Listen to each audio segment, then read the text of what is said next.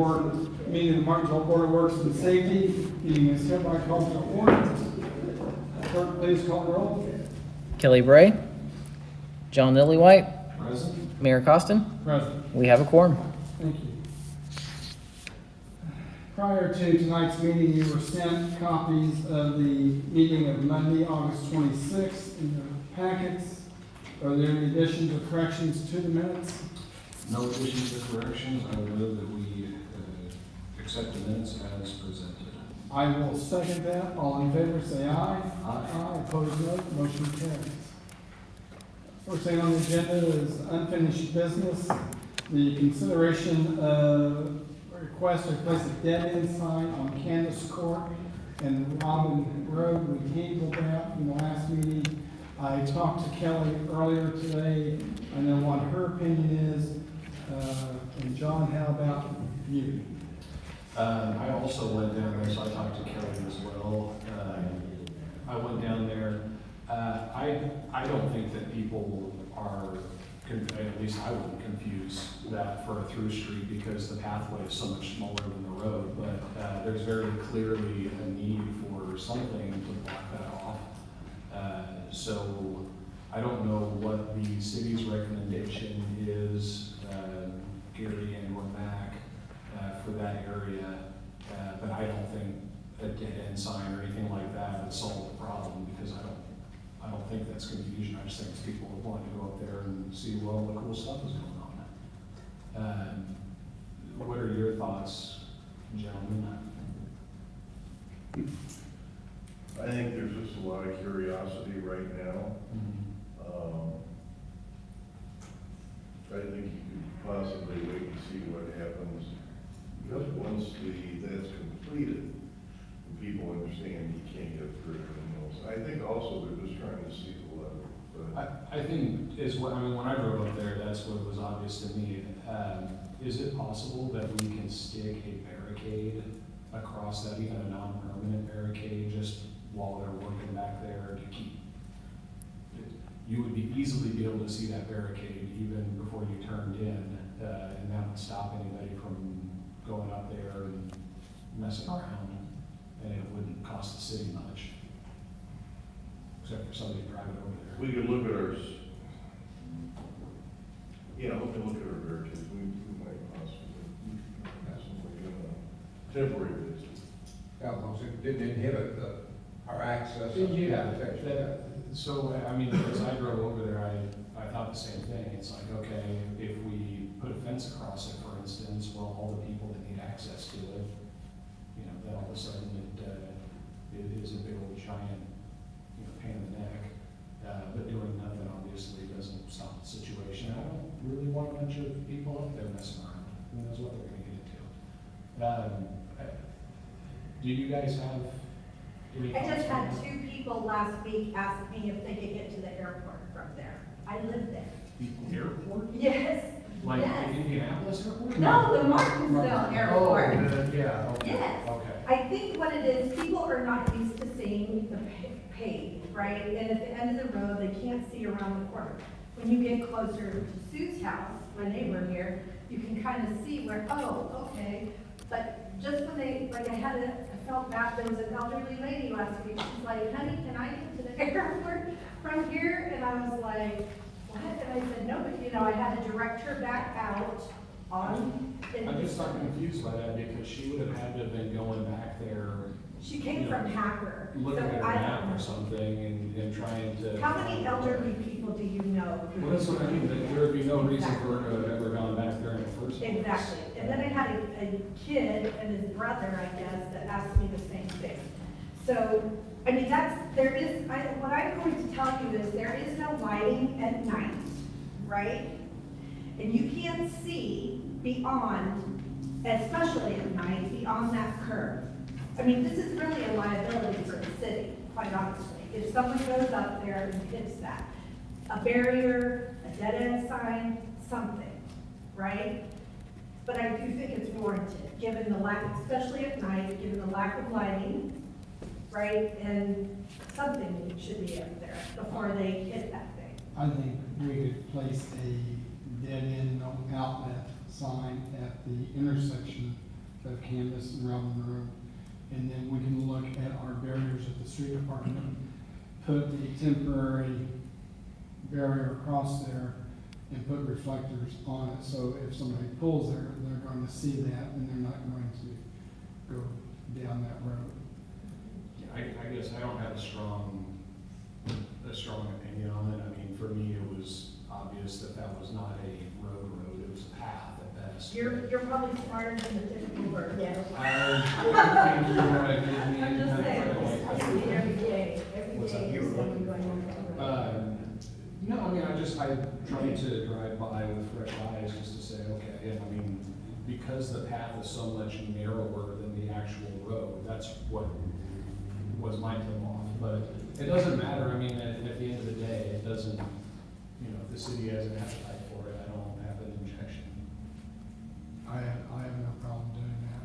Well, then I will make the motion that we follow the mayor's counsel, we put up a dead end sign at the intersection and a non-permanent barrier that we will take down when construction is completed.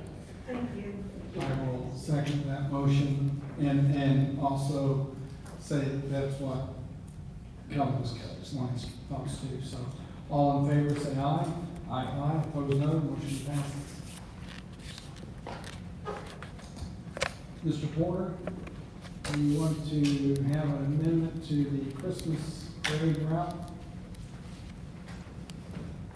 Yes, we had discussion with the parade organizer buildings they've done, and then proceed north on Jefferson Street to Harrison Street, passing through the venue, which will be lit for the holiday, going east on Harrison to Home Avenue where we terminate, and then those who want to leave the park, we can offload off their float and go into the park, and then the floats will go on down and to another location to get ready to be taken back to Ohio, wherever they're coming from.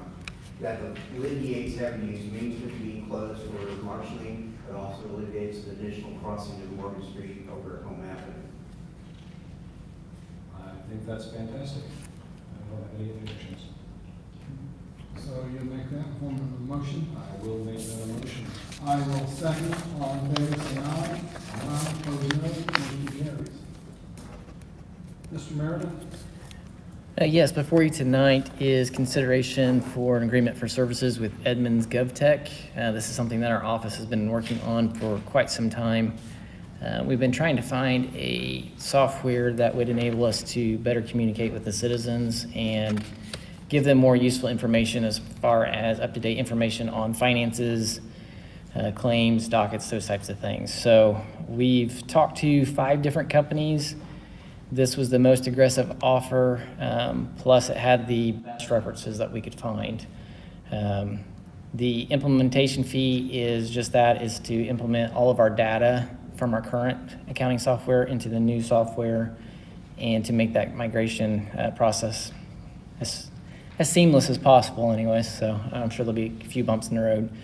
Timeline for implementation is anywhere from 9 to 12 months, so it's not something that we can do super quick, but we are pretty excited. If this is approved, this would have a citizens portal, so citizens could actually go into the portal and view live financial document or information at their leisure. So they can create graphs. Obviously, they can't change anything, but they could view it and know where the state of our finances are at any time. So the implementation is $133,000. It chokes me up just to say that amount, but that was the most aggressive offer. We could pay for that from Riverboat. We do have the funds to do this. Currently, we spend about $90,000 in total software costs for the city. The total spend on this once we switch is right around $60,000. So there is savings there.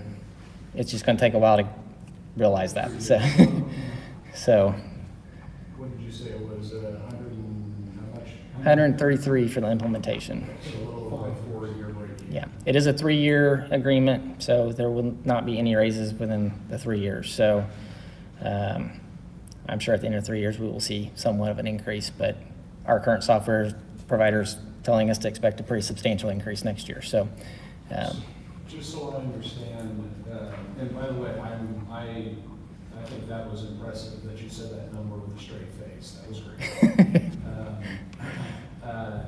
This is just the treasury software. This helps us keep track of all of our numbers, correct? Correct. It does allow the citizenry real-time look at it. Correct. Okay. Yeah. So right now we do, so when I put something on our webpage, it is basically me taking the information from our software and putting it into Excel to make it where it's legible. So this will actually do a lot of that work for us, which I think will be pretty powerful and useful, because then if someone has a question, right now they have to ask me for the information. We get it in a presentable format and send it. So this will make it where they can actually, you know, if they want to be in their living room at 2 o'clock in the morning and want to see, you know, if they really just can't sleep and want the municipal finances to put them to sleep, you know, they could actually look it up. You better be careful So. what you wish for. Yes, yes. Yeah, I think this is great. It sounds like this is going to make us more transparent, but also a lot more efficient in terms of getting information where it needs to be. Is that? Yeah. Okay. Yeah, I think it'll make us more efficient. It'll make us very transparent. I mean, this is truly pulling all the curtains back, which is what we all wanted for a while now. So this will really, people can know what we're doing, so which is what it's all about. A And million the percent. iWork software we use now for permitting and code enforcement would be discontinued, and switch to this. We could switch to this, and then the good thing with this is as we Fire department uses it too. correct. So as we receive those fees, this would actually implement it and put it into the line item that should be. So prevent some of those double steps that we're doing now. The ultimate goal on our end is to make it more transparent, but also anytime you're inputting data multiple times, there's just the chance for human error. And so we're trying to eliminate that. Well, I'm very much in favor of more transparency in any administration and government, so I think this is great. Mr. Mayor, do you have any thoughts on this, any objections? No, I think it's, the clerk's office has been looking at this for several months, and I think it's been a wise move. Well, then I will gladly make a motion that we accept the agreement with Edmunds Government Tech, GovTech, in the amount stated in the contract. I will second that motion. All in favor, say aye. Aye. Opposed, no. The motion carries. Thank you. Now, then, transfer and everything. Yes, it'll be quite the project, but May I ask, it's been a meeting or two since we've had any sewer adjustments. Is there anything, just, have we been lucky lately, or is there It's anything? because the sprinklers are going and they get an adjustment on that. So we normally don't see them in as many in the summer as you do in the fall. And if you just change this next meeting, that's 30. I don't want to come across there. I'm just saying, we really did that very time. All the numbers. Okay. Excuse me, as you made mention, no sewer adjustments this month. And because we already know there will not be a quorum for the September 23rd meeting, and because of Columbus Day holiday, the next regular meeting of the Board of Works and Safety will be on Tuesday, October 15th, 6:30, here in the council chambers. No further business, we are adjourned.